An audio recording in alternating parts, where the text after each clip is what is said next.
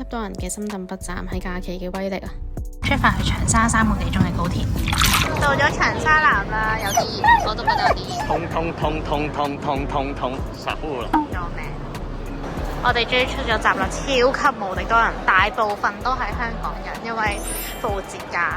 做乜笑到咁啊你？好開心啊！佢上面啲脆好加分，佢啲零食真係 OK。我哋喺等陣車嘅時候，見到粉紅色嘅呢一塊嘢，一睇勁似福壽螺嘅輪。長沙南站要搭40分鐘左右的士先可以去到市區嗰間酒店度，有啲耐。沿途就好似仲喺深圳咁，所有建築物都比較類近。超酒店佢係冇牌㗎，你要入到呢一棟大廈入邊先會有咁樣。佢係幾間酒店合埋一齊喺呢個置地中心。6間酒店嘅門面俾你哋睇下，係完全睇唔出係嗰間酒店㗎，係要入到嚟啦，所以先會有呢一個牌。哇！我第一次見呢種色調嘅酒店，好似嗰啲賓館啊，嗰啲嘢色。佢仲有咁多個 cam， 唔知想點。入邊正常啲，我以為入邊都係綠色添。OK， 乾濕分離，智能馬桶。佢呢度係智能嘅設備比較多嘅。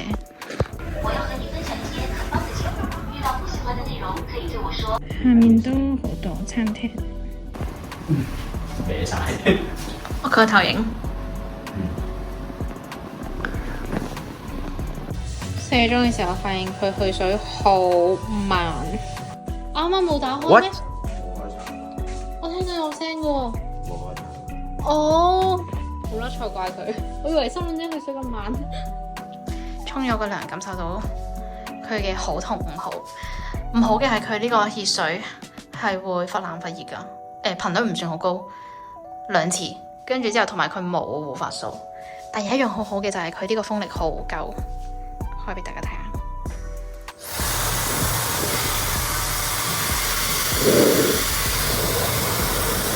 超強力，好快乾頭髮。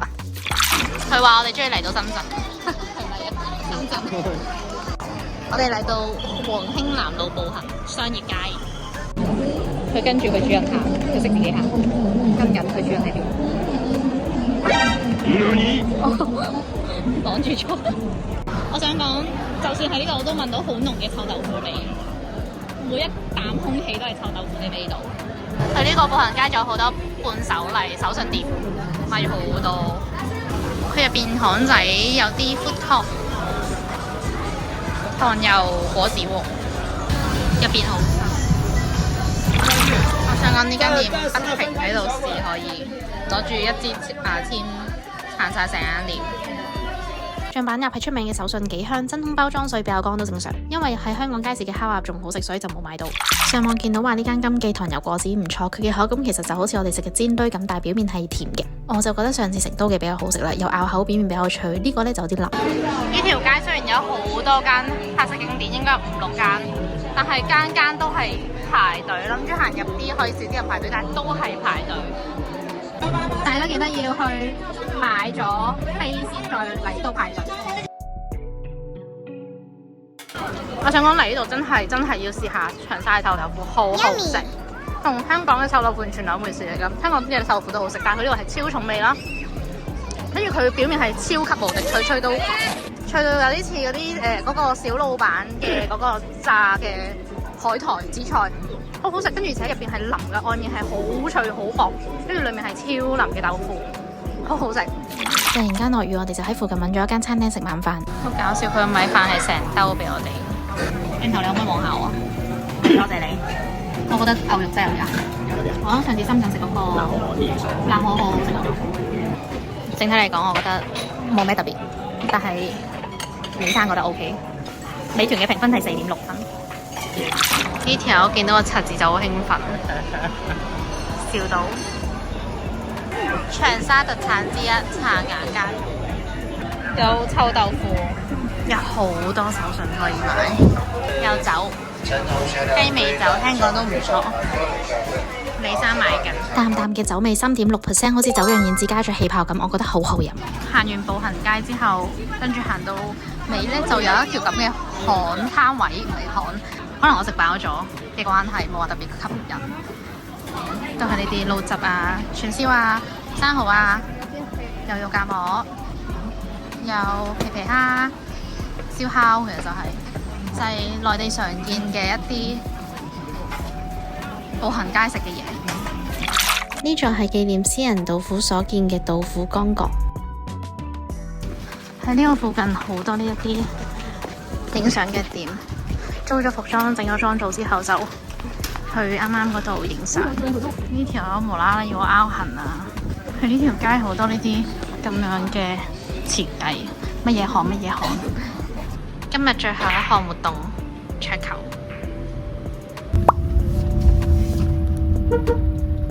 喺長沙站竟然有間彩票店。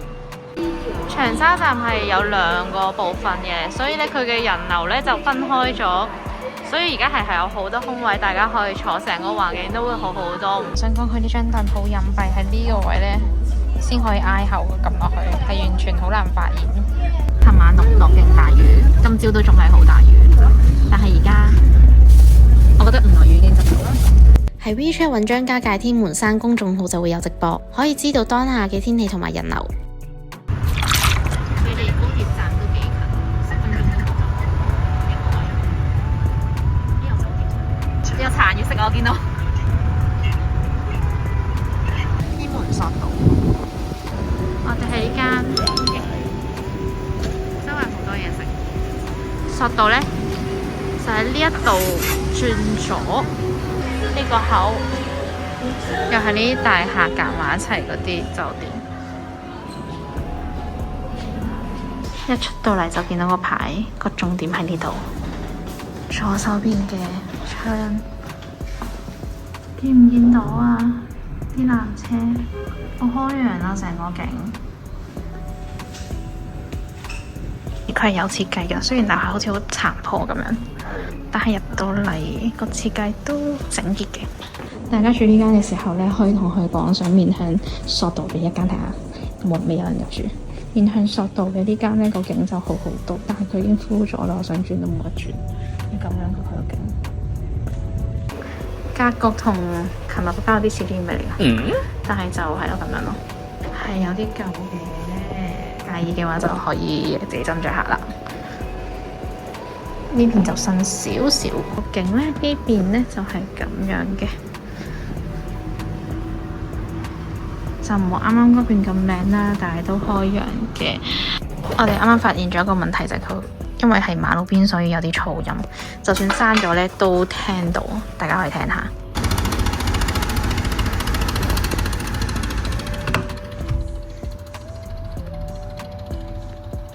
所以如果對噪音敏感嘅朋友仔咧，就唔好仆呢邊啦。超級無敵多人 ，A 線多人，唔知要排幾耐。但我哋喺網上已經買咗票，但係都係要排隊。我哋見到一個快捷通道嘅入口，問咗職員話可以過去加10蚊用，外面呢就排1個半鐘以上，加錢就排半個鐘左右。我想講呢度係超混亂，得一個職員負責買票，冇人管秩序，不斷有人插隊，有幾個人排隊，然後成個旅行團插隊。天啊！我想講買學生飛嘅香港同學注意，佢要本科即係大學或以下嘅，佢需要證明，但係佢哋嗰個名，例如高級文憑，佢哋呢度係冇呢一個名嘅，你要好費勁同佢解釋係本科或以下嘅東西。我用咗差唔多10幾分鐘，好麻煩。佢呢啲設計係咪緩衝嘅，所以佢會震一震？後期查咗一查，原來呢個叫支撐塔架，為咗牽引繩索提供支撐，令到佢保持一定嘅高度同埋張力。我哋揀咗 A 線坐7455米，目前世界最長嘅索道線。遊覽完之後，從天門洞行去坐快線索道落山，再坐擺渡車返市區嘅起點。好靚啊！而 B 線同 A 線係相反嘅路程，先從市區天門索道嘅起點坐擺渡車到山腳，再坐快線索道到天門洞開始遊覽。C 線就坐快線索道到天門洞，但係都係快線落，所以路程咧係會重複，唔推薦。上到嚟光景，我哋會行黃色嘅東線，紅色咧就係西線，因為西線係需要坐冇玻璃環繞嘅嗰種開放式纜車，里山咧就位高，唔坐嘅話咧就要用多啲時間。因為我哋係快線啦，而家已經4點幾啦，我哋最主要都係想睇天門洞，所以揀咗一條唔使坐開放式纜車又最快睇到天門洞嘅路。所以東線我哋都冇全部行晒嘅。人滿為患，呢度係應該係廁所。想講嚟呢度咧，你哋就會遇到好多唔同類型嘅人啦，文明唔文明嘅，我諗都有嘅。係啦，會肯推你啊、打尖啊，或者好似好急咁樣啦之類嘅，係啦，你哋有心理準備啦。如果要過嚟呢度，哇，感覺呢度都幾好睇。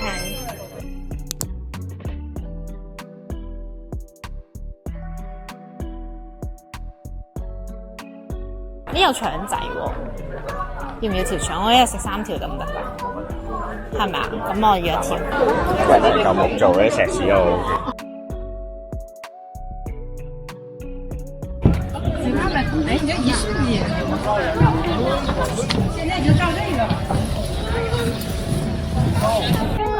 啲毛連張都冇張嘅，全部都係毛，咩都見唔到。好彩啱啱係陽光普照啫，行到呢一個位就突然間開始有毛。行咗大概8分鐘左右就去到橋嘅盡頭啦，我覺得都好值得行嘅，不過人真係有啲多。其實有毛都有另外一番嘅美感。哇！我見到前面好多人，超級無敵多人。如果可以喺淡季或者冇咩人嘅時候嚟就好正，可以好好享受呢番美景。但係人又多，比較破壞成個環境嘅氣氛。而家全部都係煙，我唔知個 cam 睇唔睇得出。好多人，大家嚟到一定要。如果想錄片影相安心啲咧，就最好手機可以有條繩冧住。如果唔係一跌落去就真係冇噶啦。要記得攞證件出嚟掃咗之後咧，就可以搭呢個扶手電梯啦。係超級無敵多人咯！我哋要搭7段呢一啲扶手電梯，要一段時間。跟住呢度其實有好多嘅行運動可以玩，一啲應該係可以 book 嚟玩嘅。唔知有冇人好似我咁樣好驚呢啲電梯咧？如果前面嗰個唔行咧，就棘住晒後面成排冧。我係勁驚呢個狀況，所以我平時搭電梯咧都盡量空幾格。啱有一下唔記得空，跟住前面真係停咗幾秒鐘，我好逼不得已就唯有推一推。其實真係勁唔想推，但係嗰下真係好慌。可以啊，落啦。你想落定係電梯啊？落啦，唔係有啲我啦。好，買票搭扶手電梯，扶手梯。新班斯尼班的妮妮，哇哇哇！搭完電梯就嚟到呢度最出名嘅天門山嗰個窿。呢個廣場同天門洞之間嘅上天梯有999級。如果有時間，當然建議東西線都睇晒。網上就話需要6個鐘左右。好似獨角獸嘅角啊！呢啲動起好搞笑，唔知點解，唔知係咪自然嘅咧？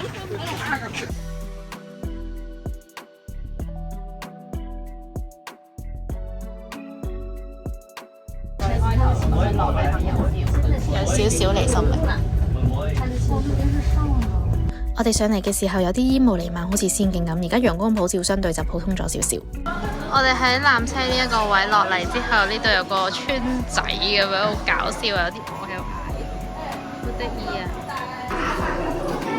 無線天門3武陵之王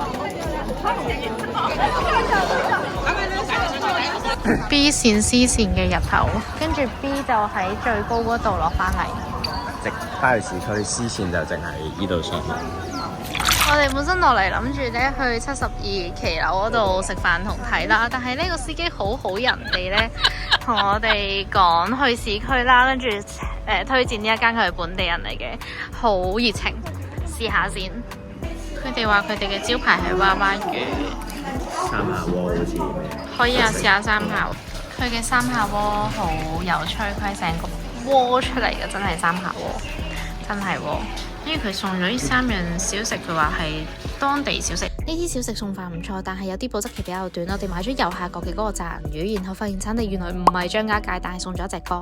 好，情歌好。對。然後唱歌之前有個小互動，就是3、2、1，然後你們說右位，在我們這邊代表吉祥如意、平安的意思。哦，好。3、2、1，右位。南出那門前過哟，節兒在。味，好聽，謝謝。特別嘅體驗，買呢一個就會送一首歌。好，但係打開之後發現同我哋食嗰啲係完全唔同㗎。以下畫面可能引起不安，有需要可以跳到3秒之後。我唔多形容啦，反正我覺得好核突。好彩呢個三下鍋味道都唔錯，有啲似乾鍋，但係冇乾鍋咁重口味。有臘肉啦、青瓜、土豆之類嘅炒成一鍋。重點嚟啦，我哋翻到酒店附近嗰間有啲名氣嘅餐廳先發現我哋被坑啦。佢哋都喺度講緊，我哋都係100幾。對啊，昨天翻1倍太狠了嘛！我哋就係被殺嗰個啊！啊，算啦。喺我哋酒店附近超市都有呢一包。佢冇寫幾多錢啦，我唔係好敢問，但我又好想知道。香菇醬12個半，豬肉醬15，佢啱啱食6 OK 嘅，都唔係燙得好勁。好搞笑啊！老婆愛你啊，老公辛苦啦。我哋行喺酒店附近嗰啲餐廳，本身想招攬我哋食晚餐。講到第2粒字，見到我哋攞呢個袋，佢就佢哋攞咗呢個袋，睇嚟好似好出名咁喎呢間餐廳。俾人斬咗一轉，佢哋已經斬唔到我哋啦。佢哋好興食呢個娃娃魚，我覺得。結果俾司機跣咗去嗰間餐廳度食晚飯，食完之後我驚塞車又攰咧，所以就冇特登去睇個奇樓亮燈啦。我哋要返長沙啦，張家界西站其實都幾大，跟住有2層，啱啱喺下面嗰層食咗 KFC。高鐵站嘅手信店好似平好多，佢買1送1喎。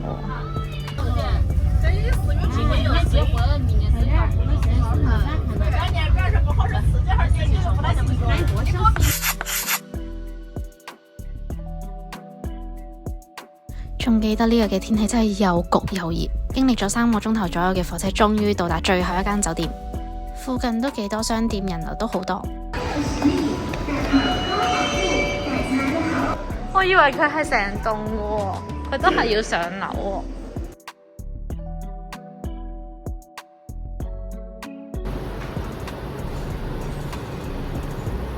真的一個懷舊大床房，住1個晚上。是的，我幫你申請一個雅致的啊，住得會舒服一點。好，謝謝。佢仲有個兒童區喎，好貼心啊！呢個係早餐食早餐嘅位置，樓下有部機係可以買呢一啲嘅。有腳架。裝修緊，有啲聲。但係6點半之後佢就冇聲㗎啦，所以瞓覺應該唔受影響。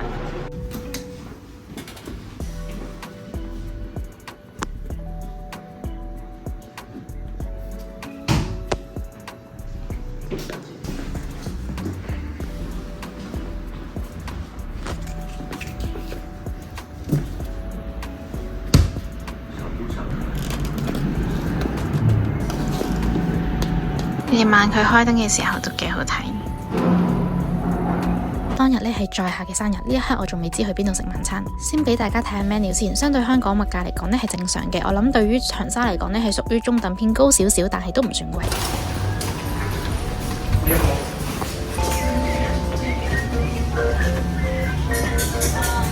呢個43樓嘅江景係呢間餐廳嘅一大亮點，中間呢就係長沙標誌性嘅江心洲骨子洲。日落嘅時候呢，啲客人都係攞起手機係咁影相。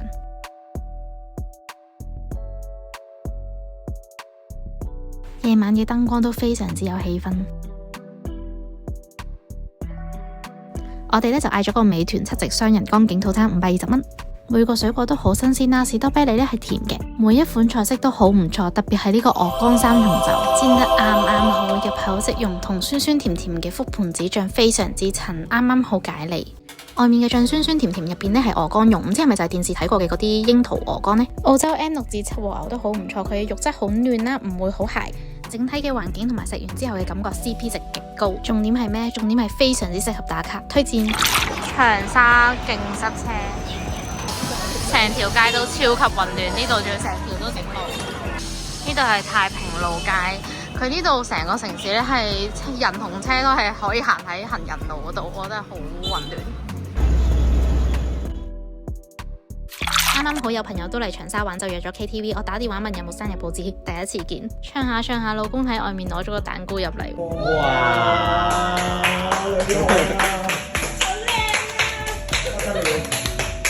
點解呢個？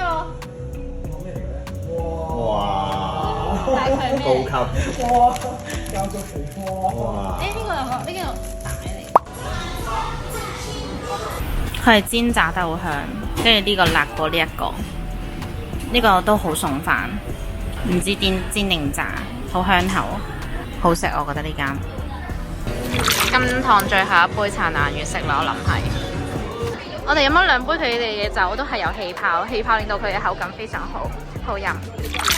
買咗呢啲做手信奶茶，唔同嘅味道，一盒係沖1杯嘅。